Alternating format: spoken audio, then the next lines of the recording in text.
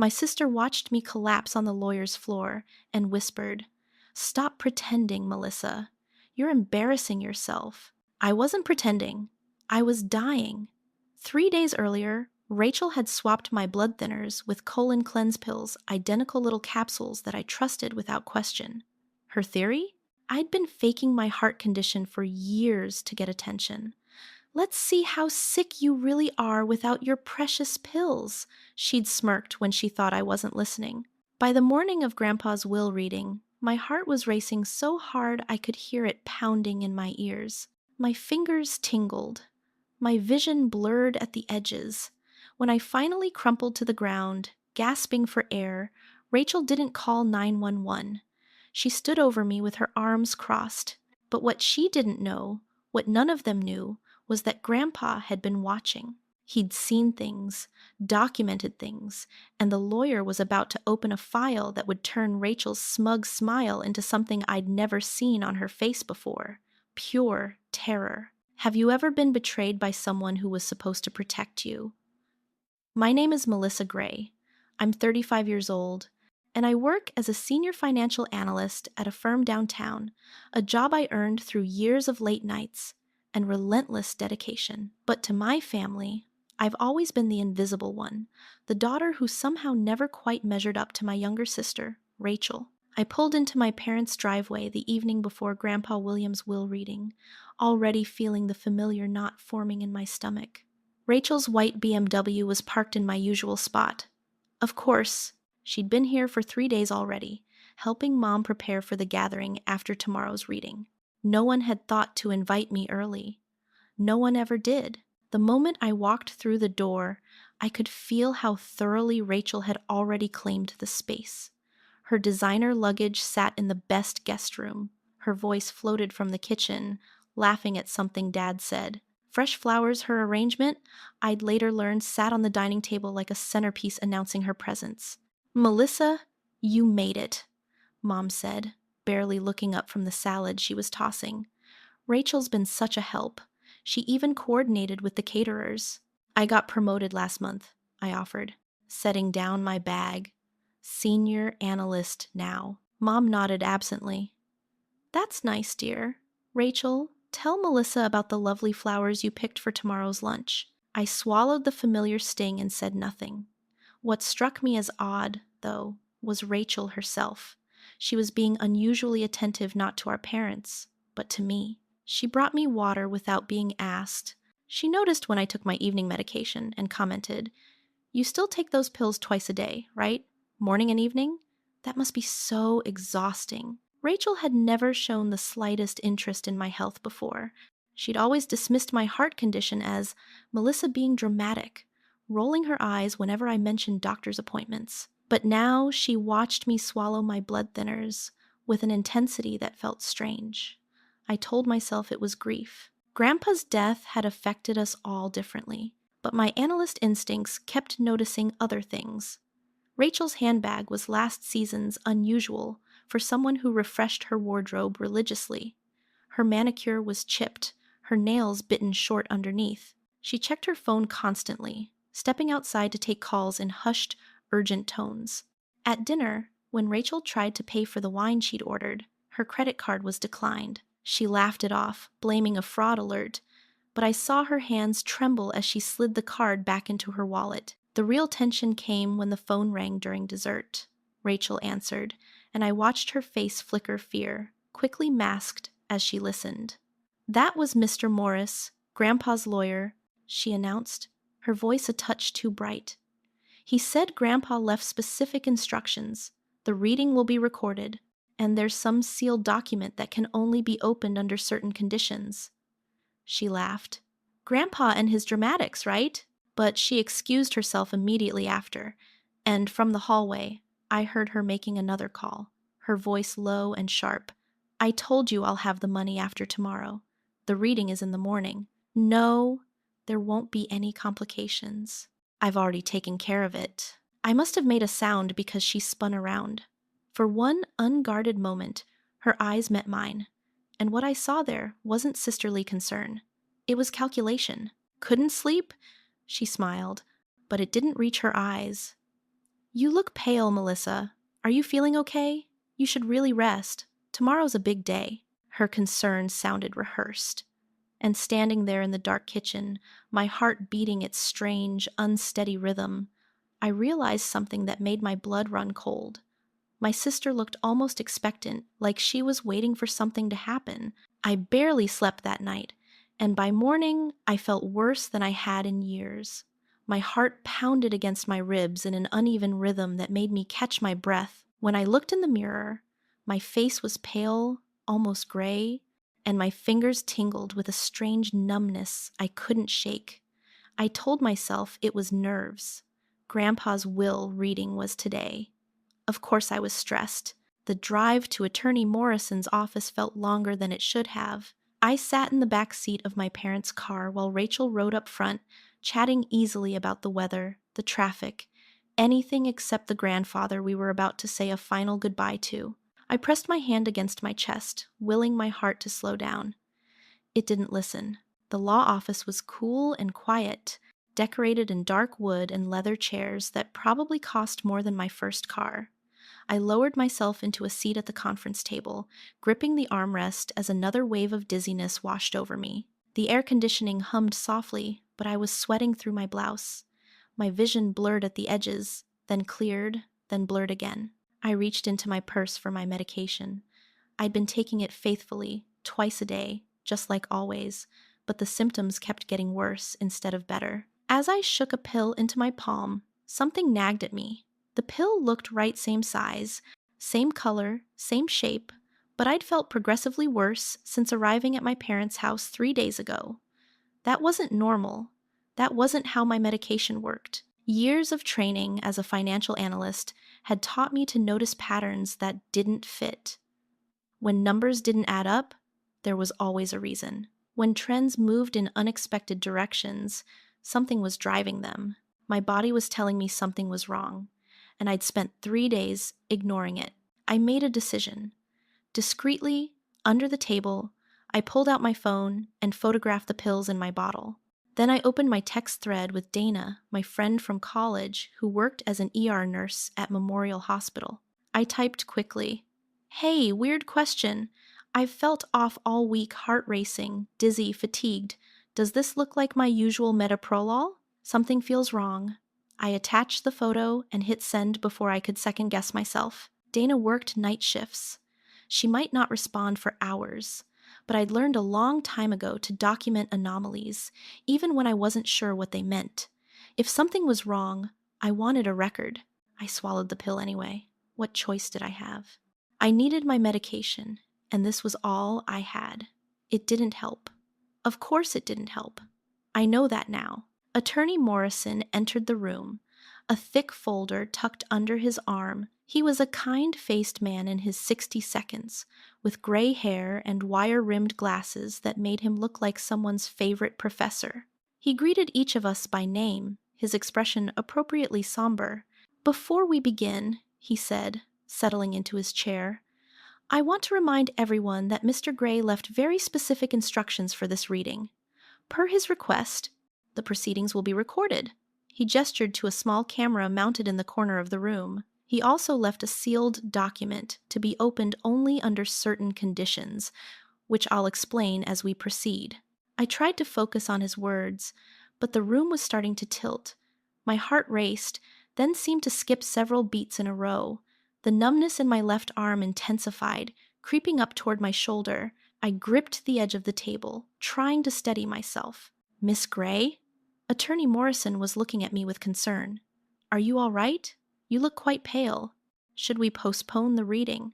Before I could answer, Rachel's voice cut in, smooth and reassuring. "My sister has anxiety. She's always been sensitive to stress. This happened at Dad's birthday too, remember, Mom?"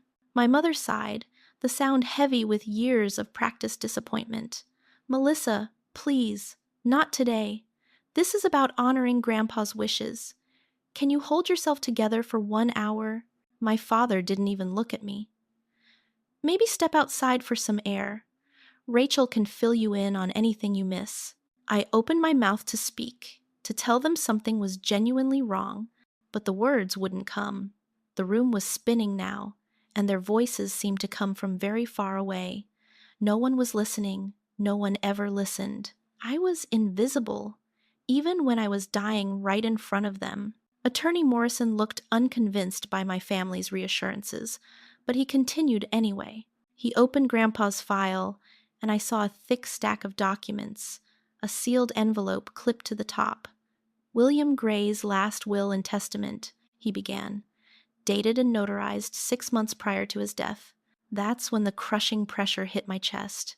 It felt like someone had placed a boulder on my sternum and was slowly pressing down. My vision narrowed to a pinpoint, the edges going dark. I tried to stand, tried to call for help, but all that came out was a gasp. Then my legs gave way, and I was falling, crashing to the floor, the impact jarring through my shoulder and hip. 3 days. 3 days without my real medication. My heart, already damaged, had finally given out. I heard voices above me, distorted and distant. Through the narrowing tunnel of my vision, I saw Rachel spring to her feet, phone in hand. "I'm calling 911. Her voice was urgent, concerned, the voice of a loving sister in crisis. She pressed the phone to her ear. "Yes. We need an ambulance at Morrison Law Office, 4521 Oak Street. My sister collapsed. I think it's her heart." But even through the haze of fading consciousness, I saw it. Rachel's phone screen was dark, completely dark. She wasn't on a call. She was speaking into nothing, performing panic while I lay dying at her feet. I tried to point, tried to scream, but my body wouldn't respond. Attorney Morrison saw it too. I watched his eyes narrow, watched him grab his own phone with sharp, decisive movements. "This is David Morrison. I need paramedics immediately at 4521 Oak Street, Suite 300. Possible cardiac emergency. A woman has collapsed. Please hurry." The last thing I saw before the darkness took me was Rachel's face. She was looking down at me, and her expression wasn't panicked or frightened or worried. It was patient, calm, almost satisfied, like someone watching a plan unfold exactly as expected. Then there was nothing. I don't know how long I was unconscious. Time lost all meaning in that dark space. But at some point, I became aware of movement, of sirens, of hands lifting me onto something flat and hard. An ambulance. I was in an ambulance. My phone was still clutched in my hand. The paramedics must have found it in my grip and left it there. Through the fog, I saw the screen light up with a notification, Dana's name, her response to my text. I forced my eyes to focus, forced the words to make sense through the haze of whatever was happening to my body. "Melissa, those aren't your pills. That's B12. Where's your real medication? This is serious. Call me now." B12. Vitamins. I'd been taking vitamins for 3 days, while my heart slowly failed. I tried to show the paramedic, tried to make my mouth form words, but nothing worked. My body had betrayed me completely. I could only lie there, clutching my phone, watching the ceiling of the ambulance blur above me. Rachel knew. She had watched me take those fake pills every morning and every evening. She had asked about my medication schedule. She had switched my blood thinners for vitamins that did nothing. My sister had tried to kill me. And as the darkness pulled me under again, I thought of her standing over me, pretending to call for help while my heart struggled to beat. She wanted me to die, and I almost did. I woke to the sound of beeping machines and the smell of antiseptic. The hospital room was dim, the blinds drawn against what looked like evening light. My chest ached with a dull, persistent pain, and my throat felt like sandpaper. But I was alive. Somehow, against whatever odds Rachel had calculated, I was still alive. A nurse noticed my eyes open and hurried out. Minutes later, a doctor entered, followed by a detective in a dark blazer, and then my family. My parents looked shell-shocked, their faces pale and drawn. Rachel stood slightly behind them, her expression carefully arranged into something resembling concern. Attorney Morrison came in last, carrying his briefcase and a laptop. The doctor, a woman in her 50s, with kind eyes and gray-streaked hair, introduced herself as Dr. Reeves. She addressed the room, but her words were clearly meant for everyone to hear. Miss Gray experienced a dangerous cardiac event caused by sudden withdrawal from her beta blockers, she said, her voice calm but serious. She hadn't had any effective medication in her system for approximately 72 hours. Her heart went into severe tachycardia, and we found early signs of cardiac ischemia.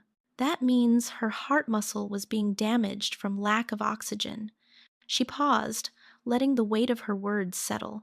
If she'd arrived at the hospital 30 minutes later, we'd likely be discussing permanent heart damage, or worse. She held up a pill bottle that I recognized as mine.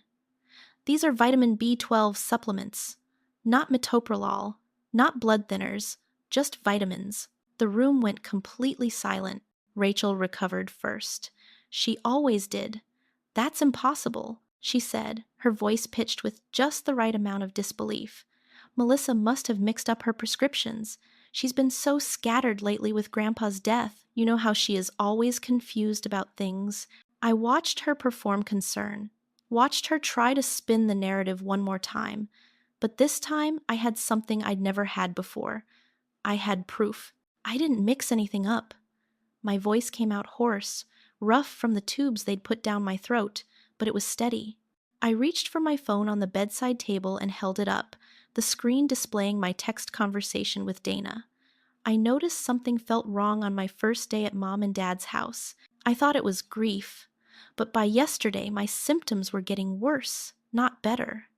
This morning, before the will reading, I photographed my pills and sent them to my friend Dana. She's an ER nurse at Memorial Hospital. I scrolled to show the timestamps, the photo of the pills, Dana's alarmed response. She confirmed they weren't my prescription. She told me to call her immediately. I have the original text with timestamps. I documented the discrepancy before I collapsed. I looked directly at the detective, a woman with sharp eyes and a notebook in her hand. I didn't know who was responsible, but I knew something was wrong. The room stayed silent.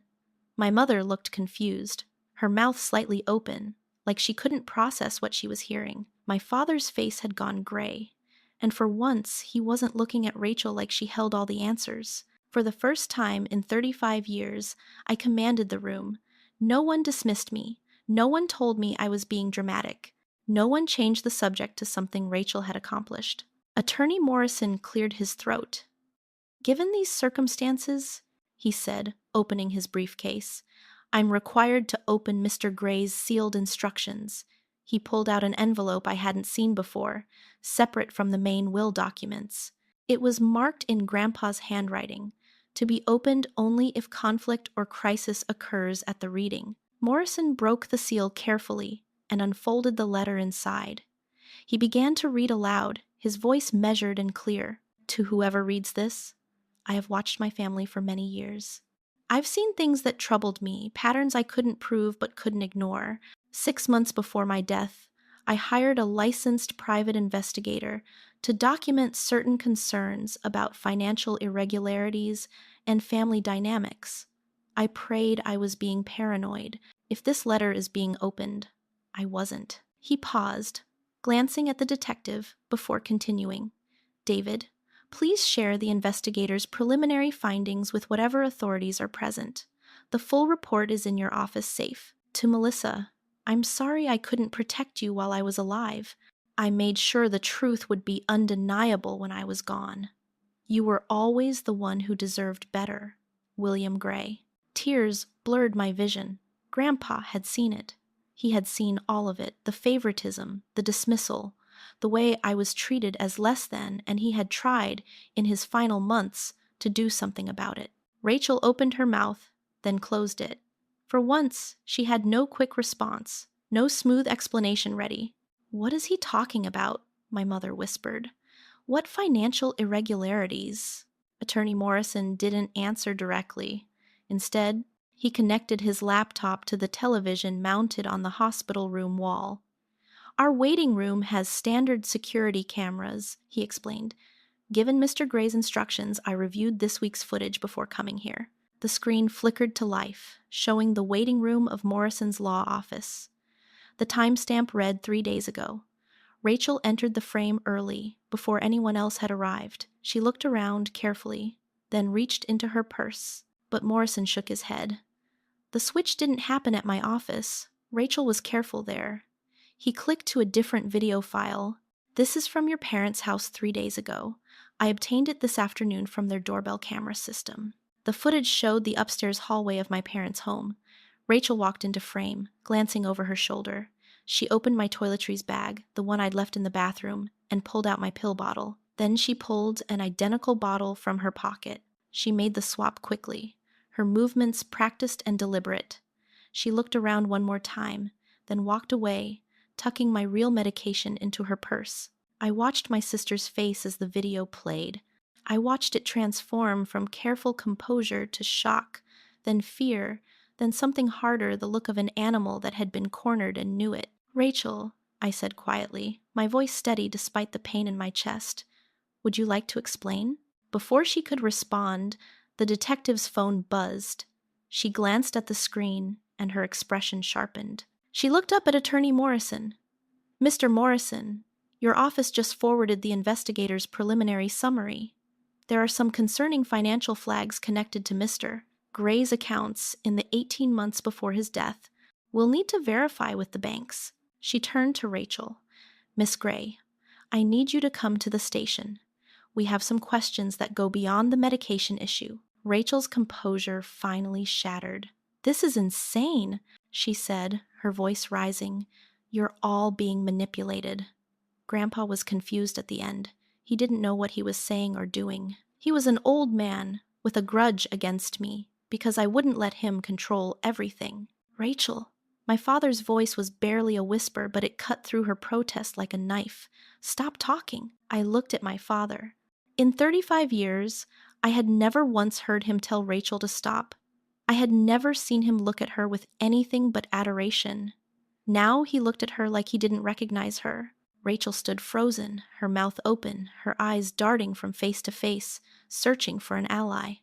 But our mother wouldn't meet her gaze. Our father had turned away. Attorney Morrison was packing up his laptop with quiet efficiency. The detective waited by the door, patient and implacable. For the first time in her life, Rachel had no one defending her.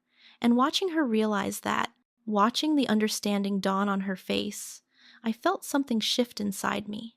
Not triumph, not satisfaction, just a quiet, exhausted clarity. The truth was finally undeniable, and Rachel would have to face it alone. 5 days passed before I was strong enough to face what came next.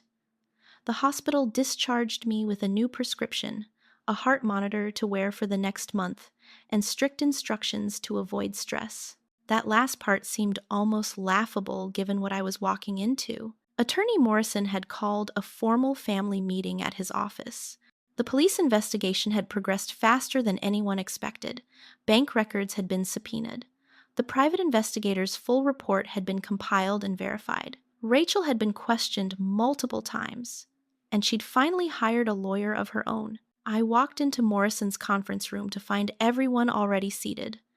My parents sat on one side of the table, looking like they'd aged 10 years in less than a week. Rachel sat beside a man in an expensive suit who I assumed was her attorney. She wouldn't meet my eyes. Morrison wasted no time.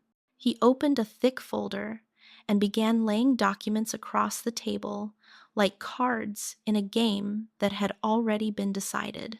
18 months ago, he said, his voice measured and precise, when Mr. Gray's Parkinson's made his handwriting increasingly shaky, someone began forging his signature on loan documents. 3 separate loans were taken against his home equity, totaling $157,000. He slid bank records across the polished wood. I recognized the format immediately from my work account numbers, transaction dates, amounts of paper trail that told a story of systematic theft. The funds were transferred to accounts in Rachel's name, Morrison continued. From there, the money went to online gambling platforms, approximately $89,000 cryptocurrency investments that subsequently collapsed, $52,000. The remaining $16,000 went to credit card payments and personal expenses. I did the math instantly. It was what I did for a living, after all. The loans are coming due. I said, looking at Rachel. That's why you needed Grandpa's inheritance so desperately. You were about to default. Rachel said nothing. Her lawyer had clearly advised her to stay silent, and for once, she was listening to someone else's advice. Morrison nodded. Rachel was weeks away from default when Mr. Gray passed. If Melissa had inherited her share of the estate, or worse, if she'd been given control as the trust's executor, the fraud would have been discovered during the standard estate audit. He looked directly at Rachel. You didn't just want the inheritance. You needed Melissa incapacitated or gone so no one would look closely at the books. Rachel's attorney cleared his throat. My client maintains that Mr. Gray authorized these loans. His Parkinson's affected his memory. He may have signed the documents and simply forgotten. Morrison's expression didn't change, but his voice went flat. The investigator addressed that theory. Mr. Gray underwent cognitive testing 4 months before his death. He was mentally sharp. His doctors documented it thoroughly. He paused. He also told me directly, 3 months before he passed, and I quote, "Something is wrong with Rachel's visits. I can't prove it, but I feel it." That's when he hired the investigator and added the sealed instructions to his will. My mother broke down sobbing. The sound filled the room, raw and desperate. "Rachel, please," she begged. "Tell us this isn't true. Tell us there's an explanation. There has to be an explanation." Rachel was silent for a long moment. When she finally spoke, her voice cracked in a way I'd never heard before. "You don't understand the pressure I was under. Everyone expected me to be perfect, to succeed, to have the life you all wanted me to have." She looked at our parents with something between anger and pleading. "Do you know what it's like to be the one everyone watches? Every achievement had to be bigger than the last. Every failure would have been unforgivable. When I got into trouble, I couldn't tell anyone. I couldn't fail. I just needed time. I just needed to fix it before anyone found out." I listened to her excuses, and something cold settled in my chest. "So you stole from a dying man," I said, my voice even. "And when that wasn't enough, you tried to kill your sister." Rachel's head snapped toward me. "I didn't try to kill you. You replaced my heart medication with vitamins for 3 days. You watched me deteriorate. You commented on how pale I looked while knowing exactly why. You pretended to call 911 while I was dying on the floor." I held her gaze without flinching. "What would you call it?" She had no answer. For once in her life, Rachel had no clever response, no charming deflection, no way to spin the truth into something more comfortable. I turned to my parents. My father sat motionless, staring at the bank records like they might rearrange themselves into something less damning. My mother was still crying, her face buried in her hands. "For 35 years, I said, and my voice was calm despite everything roiling inside me. "I told you something was wrong. Not about fraud, about how this family worked. Every time Rachel hurt me, you found reasons to excuse her. Every time I succeeded, you minimized it. Every time I asked for help, you told me I was being dramatic, or jealous, or oversensitive." I looked at my father. "You taught her that being charming was more important than being honest. You rewarded her smiles and ignored her lies." I looked at my mother. "You taught her that she never had to face consequences because you'd always smooth things over. You made excuses for her until making excuses became her entire personality." "We didn't know," my mother whispered. "We never imagined she would." "You didn't want to know." My voice was tired now, not angry. Anger takes energy I no longer had. That's worse. "You chose comfort over truth for 35 years. You chose the easy daughter over the honest one, and this is where it led." I stood and faced Rachel directly. There was something I needed her to hear, and I needed to say it while I still had the clarity. 18 months ago, when you first got into trouble, if you'd come to me and told me the truth, I would have helped you. I'm a financial analyst. I solve problems like debt restructuring professionally. I could have negotiated with your creditors. I could have helped you find treatment for the gambling. We could have figured something out together. My voice hardened. But you didn't see me as someone who could help. You saw me as competition, as an obstacle, as someone whose life was worth less than your debt. You looked at your sister and decided I was expendable. I picked up my purse. You're going to face legal consequences. I won't ask the court to be harsh. I won't ask them to be lenient. I'll tell the truth, provide my evidence, and let the system work. That's more fairness than you gave me. I paused at the door and looked back at her one final time. But you and I are finished. Not because I hate you, because I finally understand. You were never capable of being my sister. You only knew how to be a competitor. And I'm done competing for a family that was never fair to begin with. Attorney Morrison cleared his throat. One final matter. Per Mr. Gray's trust provisions, any beneficiary convicted of a crime against the family or estate automatically forfeits all inheritance rights. He looked at Rachel's lawyer. Given the pending charges and the documented evidence, I recommend your client prepare for that outcome. Rachel's composure shattered completely. She turned to me with desperation written across her face. You can stop this. Refuse to testify. Tell them you don't want to press charges. We're family, Melissa. We're blood. I looked at her, this stranger who shared my parents, and felt nothing but a quiet, settled certainty. We share DNA, I said. That's not the same thing. Family protects each other. You chose to harm me. Actions have consequences, Rachel. That's something our parents should have taught you 30 years ago. I walked out without looking back. 3 months after I walked out of that conference room, Rachel stood before a judge and pleaded guilty. Her attorney had negotiated a deal. The alternative was federal prosecution for bank fraud, which carried mandatory minimums of 10 to 20 years in prison. By pleading guilty to state charges instead, Rachel avoided the worst outcome, but the consequences were still severe. And I watched from the gallery as the judge read them aloud. Forgery, a Class D felony, 3 years suspended sentence. Bank fraud at the state level, 2 years suspended. Reckless endangerment in the first degree, 18 months suspended. The total came to 6.5 years, all suspended with 5 years of supervised probation, 200 hours of community service every year, mandatory enrollment in an addiction treatment program for her gambling, and a felony record that would follow her for the rest of her life, affecting her ability to find work, rent an apartment, even vote in some states. The financial consequences were equally devastating. Full restitution of $157,000 plus $23,000 in interest, all payable to Grandpa's estate. Complete forfeiture of any inheritance rights under the trust's morality clause. Her lawyer had already told her that personal bankruptcy was inevitable within 6 months. The restraining order was the final piece. 5 years, renewable at my request. No contact by any means. If she violated it, she would go to prison immediately. The local news had covered the case extensively. I'd seen the headlines: Golden child to felon, local woman pleads guilty to defrauding dying grandfather.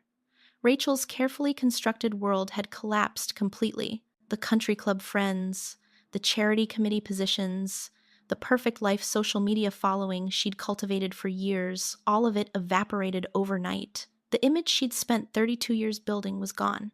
Before the judge finalized the sentence, he turned to me. Miss Gray, do you wish to make a victim impact statement? I stood. Yes, Your Honor. I faced forward toward the bench, deliberately not looking at Rachel. 3 months ago, my sister replaced my heart medication with vitamins. She watched me get sicker for 3 days. When I collapsed, she pretended to call for help while I was dying on the floor of a lawyer's office. My voice was steady.